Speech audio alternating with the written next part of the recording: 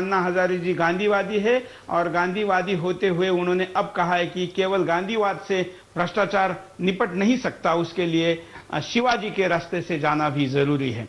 अन्ना जी के इस घोषणा के बाद संघर्ष करने वाले लोग भी इस आंदोलन में कूद पड़े हैं और यही डर है सरकार को कि अगर शिवाजी के रास्ते से चलने वाले लोग इस आंदोलन में उतरेंगे तो सरकार का क्या होगा। हम आप कॉलर को कहेंगे कि आप बात करिए, जो मुद्दे पर चर्चा हो चुकी है उससे नहीं हटके जो और मुद्दे बचे हैं उन पर बात करिए, क्योंकि बोलने के लिए बहुत कुछ है और उन मुद्दों पर हम चले जो अभी तक कार्यक्रम में डिस्कस नहीं हुए तो हम एक अच्छे ऑप्शन के साथ, उपायों के साथ और सारे मुद्दों के साथ कार्यक्रम को आगे बढ़ाएंगे।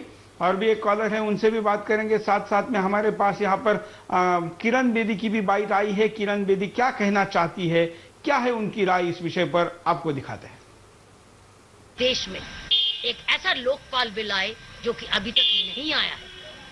अभी तक भारत सरकार में, सेंट्रल गवर्नमेंट में लोकपाल बिल नहीं आया है जो कि करप्ट पॉलिटिशियंस को, करप्ट ब्यूरोक्रेट्स को और करप्ट कॉर्पोरेट्स को पनिश कर सके, क्योंकि ये तीनों की सांठगांठ जब तक नहीं होती है तब तक बेईमानी नहीं होती है। पॉलिटिकल बेईमानी, एडमिनिस्ट्रेटिव बेईमानी और कॉर्पोरेट बेईमानी। अगर ये तीन बेईमानियों को अंकुश लगाने के लिए सही लोकपाल बिल आ गया, क्योंकि Lokpal bill government of India से जब आएगा तो लोक आयुक्त स्टेट्स में भी आएगा और अगर ये आता है तो शर्तिया करप्ट पैसा वापस देश को वापस रहेगा, करप्ट को सजा मिलेगी और ऐसे लोगों से इंक्वायरी होगी जो पॉलिटिकल पेट्रोनेज नहीं एंजॉय कर सकते, मतलब मर्जी से नियुक्तियां नहीं, मर्जी से डिसमिसल नहीं, इंडिपेंडेंट कॉन्स्टिट्यूशनल स्टेटस के लोग हों।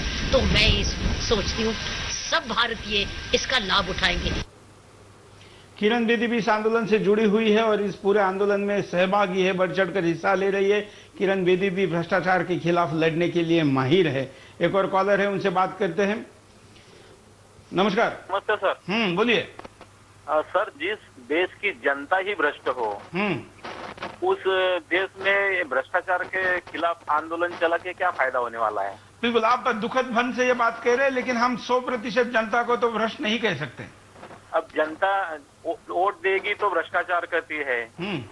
अब जिस जगह पे भ्रष्टाचार चल रहा है उस जगह पे अगर कोई एक इंसान भ्रष्टाचार निकालना चाहता है और कोई मीडिया वाले को भी फोन करता है तो मीडिया वाले भी वहाँ आते नहीं है, ऐसा टाइम आ जाता है। बिल्कुल सही कह रहे हैं। लेकिन इसका उपाय क्या होना चाहिए, कोई तो उपाय होना चाहिए।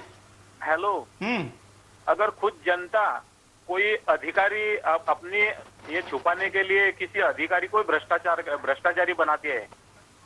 हेलो, हाँ, बोलिए। जैसे मेरा कोई काम है, अगर मेरे काम में कोई कागजात में कोई कमी है तो मैं वो कागजात में कमी छुपाने के लिए किसी अधिकारी को भ्रष्ट बनाने को मजबूर करता हूँ।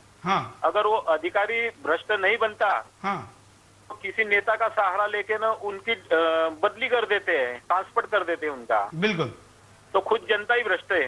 बिल्कुल, तो हमें भी सुधरना पड़ेगा। केवल देश की जनता भ्रष्ट है, उस देश का क्या होने वाला है। बिल्कुल सही कह रहे हैं आप, बहुत अच्छी बात कही है। और जो हम लोग सुन रहे हैं और जो इस प्रकार की गलती करते हैं उन्होंने आंखें खोलने की जरूरत है, क्योंकि अब हम अपने थोड़े से फायदे के लिए इतना बड़ा नुकसान देश का करने जा रहे हैं, जो कि अब जैसे एक कॉलर ने कहा था कि देश बेचने को निकला है। मैं दर्शकों को कहूंगा कि जब कॉल लग जाता है तो बहुत बार वो स्थिति आती है जैसे किसी मंच पर भाषण देने के लिए खड़ा किया जाए तो क्या बोले भूल जाते हैं, लेकिन भूलिएगा नहीं, क्योंकि आप एक ऐसे मुद्दे पर बोल रहे हैं जहां पर आवाज उठाना जरूर है ना।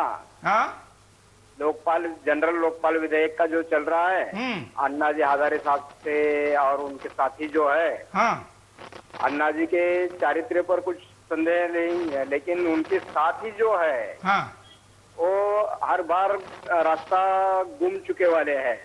इस बार भी देश के लोगों, अनेक बार देश के लोगों ने उनके ऊपर विश्वास रखा और इस बार अगर वो रास्ता छोड़ तो दूसरी तरफ नहीं जाएंगे, कैसा।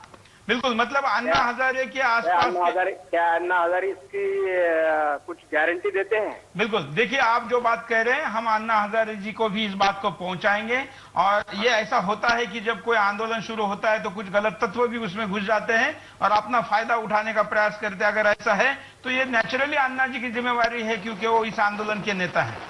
हाँ हाँ जी। इसके मैं आपके द्वारा अन्ना जी को पूछना चाहता हूँ, इसके बारे में आप कुछ गारंटी दे सकते हैं क्या कि ऐसे बैड तत्व जो है आपके साथ नहीं रहेंगे? बिल्कुल, आप जो कह रहे हैं ये बात हम जरूर उनसे पूछवाएंगे और 4 तारीख को अन्ना जी सुदर्शन से लाइव कुछ आप लोगों से बात करेंगे, तब आप इस बात को भी उनसे जरूर शेयर कर सकते हैं। धन्यवाद धन्यवाद धन्यवाद। एक और कॉलर भी जुड़ने जा रहे हैं, उनसे भी बात करेंगे। साथ साथ में हमारे पास कुछ और बाइट आई है, वो भी आपको दिखाएंगे। अरविंद केजरीवाल जी, जिनको आपने अभी सुना, उन्होंने भी और एक प्रतिक्रिया दी है, देखते हो क्या कहते हैं।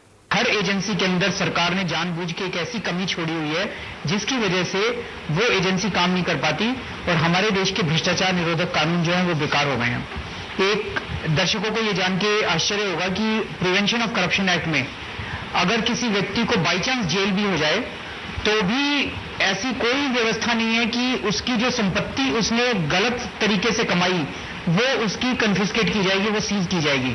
तो वो एक्चुअली जेल से बाहर आने के बाद वो सारी जो रिश्वत से पैसा कमाया वो उसका अपना। तो इस किस्म की भ्रष्टाचार निरोधक व्यवस्था से तो भ्रष्टाचार का खात्मा नहीं किया जा सकता। तो इस देश के कई गणमान्य लोग इकट्ठे हुए, जैसे किरण बेदी, लिंगडो साहब, जस्टिस संतोष हेगड़े, प्रशांत भूषण, शांति भूषण, इन सब लोगों ने मिलकर एक सख्त कानून बनाया है, जन लोकपाल बिल, जो ये कहता है कि एक बिल्कुल इंडिपेंडेंट एजेंसी बनाई जाए। जैसे केंद्र में सुप्रीम कोर्ट है, इलेक्शन कमीशन है, ये केंद्र से बिल्कुल अलग है, सरकार से बिल्कुल अलग है, इनके ऊपर सरकार का किसी किस्म का कोई कंट्रोल नहीं है। ऐसे ही लोकपाल बनाया जाए केंद्र में और हर राज्य में एक लोकायुक्त बनाया जाए। जो आज के लोकायुक्त हैं वो नहीं, उनको हटा के दूसरा नया लोकायुक्त बनाया जाए। इनको सारी पावर दी जाए, सारे रिसोर्सेज दिए जाएं। इनके पास अगर कोई नागरिक जाके कोई भ्रष्टाचार की कंप्लेन करता है तो उसकी 6 महीने से 1 साल के अंदर तहकीकात हो और अगले 1 साल के अंदर ट्रायल पूरा हो, ताकि ये व्यक्ति 1.5 साल से 2 साल के अंदर जेल जाए और इसकी संपत्ति जब्त की जाए और उसकी नौकरी ली जाए। इसमें और बहुत सारी अच्छी बातें हैं। तो इस कानून को सरकार को भेजा गया और हम चाहते हैं कि ये सख्त कानून भ्रष्टाचार के खिलाफ लागू हो, लेकिन सरकार इसको लागू नहीं कर रही है। तो इसको लागू करवाने के लिए अन्ना हजारे साहब 5 अप्रैल से आमरण अनशन पे जंतर मंतर पे बैठ रहे हैं। अरविंद जी बता रहे थे कि किस तरीके से भ्रष्टाचार करने के बाद कोई जेल में भी जाता है तो बाहर आने के बाद उसकी अपनी संपत्ति जो उसकी ही रहती है, आप उसको कुछ भी नहीं कर सकते। इस नए लोकपाल विधेयक में इस बात को रखा गया है कि जिसने भ्रष्टाचार किया है उससे उस पैसे को वसूला जाएगा। एक कॉलर ने कार्यक्रम के शुरू में ही कहा था कि ए राजा के खिलाफ जो भी जितना पैसा है उसका कुछ नहीं होगा, इस बिल के बाद जरूर ये फर्क पड़ेगा। एक कॉलर जुड़े हैं, आप बोलिए क्या कहेंगे। हेलो सर, नमस्कार। नमस्कार। विकास राणा दहा से बोल रहा हूँ सर। बोलिए विकास जी। सर, ये जो भ्रष्टाचार जितने भी हुए हैं या जो भी बड़ा घोटाला इस देश में हो रहा है, उसकी जड़ में यदि हम देखते हैं तो कोई ना कोई राजनेता मिलता है सर। और अन्ना हजारे जी ने जो ये आंदोलन चलाया है इसके खिलाफ, ये बधाई के पात्र हैं और इनका सहयोग सीमा से ज्यादा बढ़ के हम लोगों को, देशवासियों को करना चाहिए सर। अगर छोटे हम तहसील स्तर पर देखें या राज्य डिस्ट्रिक्ट लेवल पर देखें, वहाँ पे भी अगर कोई न कोई भ्रष्टाचार के खिलाफ आवाज उठाता है तो उसकी जड़ में, उसके बचाव के पक्ष में, अधिकारी के फेवर में कोई न कोई राजनेता सबसे पहले खड़ा मिलता है। बिल्कुल। और आपको बात अगर बिल्कुल विकास जी, और आप भी शायद जानते होंगे कि देश में सूचना का कानून आने के बाद कई हजार सामाजिक कार्यकर्ताओं का कत्ल हुआ है। हाँ सर, बिल्कुल सही कह रहे हैं आप। उसके बाद यदि देखा जाए तो राष्ट्रीय लेवल की हम बात करें, अभी आप ही के चैनल में मैंने सुना है, देखा है, आपने बहुत अच्छा उजागर किया था पीछे इस खेल में जो कॉमनवेल्थ गेम्स यहाँ दिल्ली में, इसमें कितना बड़ा भ्रष्टाचार हुआ, कितना हुआ, इसकी जड़ में यदि कहीं जाए तो हमारे राजनेता बचते नहीं है। इन्हें तो जितनी कठोर से कठोर सजा दी जाए और इनके खिलाफ एक बहुत कठोर नियम बनने चाहिए, कानून ऐसा हो कि इन्हें सीधे फांसी पर लटका दिया जाए। बिल्कुल, धन्यवाद। डायरेक्ट सजा होनी चाहिए और फांसी की बात करें यहाँ पर भ्रष्टाचारियों के लिए। हमारे कॉलर और एक कॉलर भी अपनी बात को रखना चाहते हैं। नमस्कार। हाँ जी, मैं दस्तवर सिंह दीवानी से बोल रहा हूँ। हाँ, मैं ये चाहता था कि मैं आपको ये बताना चाहता था कि अगर इसके लिए स्पेशल कोर्ट बनाई जाए तो कैसा रहेगा। बिल्कुल, स्पेशल कोर्ट की जरूरत नहीं है। एक्चुअली कोर्ट में जाने के बाद मैटर ज्यादा प्रॉब्लम नहीं क्रिएट करते, मैटर तो बनते ही नहीं है। भ्रष्टाचार के लिए स्पेशल कोर्ट हो अलग से, या फिर आर्मी कोर्ट को दिया जाए तो कैसा रहेगा? बिल्कुल, ये सजा, ये सूचना शायद आपकी ज्यादा लोगों को स्वीकार्य होगी कि आर्मी के लोगों को ही ये काम दिया जाए। हाँ जी, धन्यवाद। आप भी अपनी बात को रख सकते हैं, आपकी फॉर्मूले को बता सकते हैं। एक और दर्शक फॉर्मूला बता रहे, देखते हैं क्या कहते हैं। नमस्कार सर। जो अन्ना हजारे साहब बोल रहे हैं कि कुछ नया करेंगे करप्शन के अपोजिट में, प्लस बाबा रामदेव जो बोल रहे हैं कि कुछ करेंगे करप्शन के लिए, विदेश से काला धन लेके आएंगे। इन सब का तब तक यूज नहीं हो पाएगा जब तक कि कोई अच्छी गवर्नमेंट ना आए। और गवर्नमेंट आने के सबसे अच्छा तरीका ये है कि जो निर्वाचन आयोग है, मीन्स चुनाव इलेक्शन कमीशन, वहां से पहले होना चाहिए, एक बिल पास होना चाहिए कि एक होना चाहिए जो हम वोटिंग करते हैं उसमें एक होना चाहिए, नीचे सब होना चाहिए कि none of the above, means जितने खड़े हुए बंदे वहां पर, अगर वो लोग लायक नहीं है, लगता है जो वोटर्स को लगता है लायक नहीं, इनमें से कोई भी ढंग का नहीं है, एक तो वो नहीं होना चाहिए। नीचे होना चाहिए नन ऑफ द एबोव, किसी को नहीं होना चाहिए, नहीं है वहां पर उपचुनाव कराओ, खर्च हो रहा इतने सारे, इतने बस खर्च हो थोड़ा और सही। लेकिन होना चाहिए कि टोटल जो हमारे ये होते हैं, क्या बोलते हैं, जो जनप्रतिनिधि होते हैं, मीन्स MLA MPs, अगर उन्हें जो परसेंटेज होता है वोट का, अगर 100% वोटिंग है और उसमें अगर उन्हें लेस देन 40% मिल रहा, मीन्स अभी कोई भी इलेक्शन जीतता है कितना देते उसको 20%, 25%, क्योंकि वोट तो पूरे डिक्लेयर हो जाते हैं। तो भी चेंज होना चाहिए। तो अन्ना हजारे साहब को या बाबा रामदेव साहब को ये सब करने चाहिए। और अन्ना हजारे साहब और बाबा रामदेव साहब दोनों दो बस ठीक आदमी है, बट वो किसको चूज करेंगे? अगर बोल रहे हैं कि हमें पूरे देश में क्या बोलते हैं, पूरे देश में हम इलेक्शन लड़ेंगे या पूरे देश में हम रैली निकालेंगे, कुछ भी बोल रहे हैं, तो किस पे भरोसा करेंगे? हम उन पे भरोसा कर सकते हैं, बट उनके साथ में जो बंदे हैं, कोई बंदा ऐसा तो है नहीं कि जिन पे हम भरोसा कर सके। बिल्कुल। और आपको जो नेता है, उस नेता को एक अपनी स्वच्छ टीम के साथ सामने आना पड़ेगा, चाहे रामदेव बाबा हो या कोई भी हो, या कोई राजनीतिक दल भी क्यों ना हो। अगर चोरों को साथ लेकर आना है तो फिर कोई फायदा नहीं है। और एक कॉलर, देखते क्या कहते हैं। नमस्कार। हेलो, नमस्कार। हाँ, ये अभी बता रहे थे अपने केजरीवाल साहब कि जो चुनाव आयोग है वो भी तो भ्रष्ट ही हुआ है, जैसे पीछे चावला का जिक्र आया था।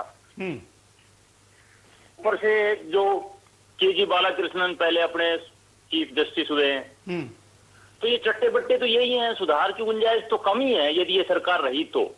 देखिए, आखिर ये व्यवस्था थोड़ी बहुत क्यों ना हो, एक दूसरे से जरूर जुड़ी है। लेकिन अगर आप इसी इलेक्शन कमीशन में TN शेषन जैसा व्यक्ति आया था तो देश में पूरा इलेक्शन का चित्र बदल गया था, आपको याद होगा। तो भाई साहब एक बात बताइए, तो पर्सन की बात हो ना, संस्था कहाँ हुई ठीक फिर? नहीं, तो संस्था भी ठीक चाहिए और व्यक्ति भी ठीक चाहिए। TN शेषन ये व्यक्ति की कहिए, व्यक्ति ठीक है। हाँ, देखिए, चुनाव आयोग में भी क्या हो गया कि TN शेषन थे, आपके सामने था, जैसे भ्रष्टाचारी पूरा जो चावला हुए हैं, उन्होंने एक तरफा बिल्कुल सारा फेवर करते हुए सरकार को। ऐसे कई उदाहरण दिए जा सकते हैं। आपको, आप बिल्कुल सही कह रहे हैं कि इंडिपेंडेंट व्यवस्थाओं में भी गड़बड़ियां हुई है, लेकिन जब उसमें जन सहभाग रहेगा तो फिर अब जज के खिलाफ कार्रवाई की व्यवस्था ही नहीं है, लेकिन इस जन लोकपाल बिल में इसकी व्यवस्था है। हेलो, हाँ जी सुन रहा हूँ। ये है कि व्यवस्था के साथ साथ व्यक्ति सही होना, बिल्कुल जाना होगा, व्यक्ति भी सही होना जरूरी है। बिल्कुल सही कह रहे हैं। लेकिन देखिए, बहुत बार ऐसा होता है कि जब लोगों को लगता है कि ऊपर सब भ्रष्ट है तो नीचे के अपने आप हो जाते हैं, लेकिन ऊपर अगर सही व्यक्ति है तो नीचे व्यवस्था सुधर जाती है। इसलिए ऊपर से नीचे तक और नीचे से ऊपर तक दोनों तरफ ये प्रवाह जाना जरूरी है। धन्यवाद।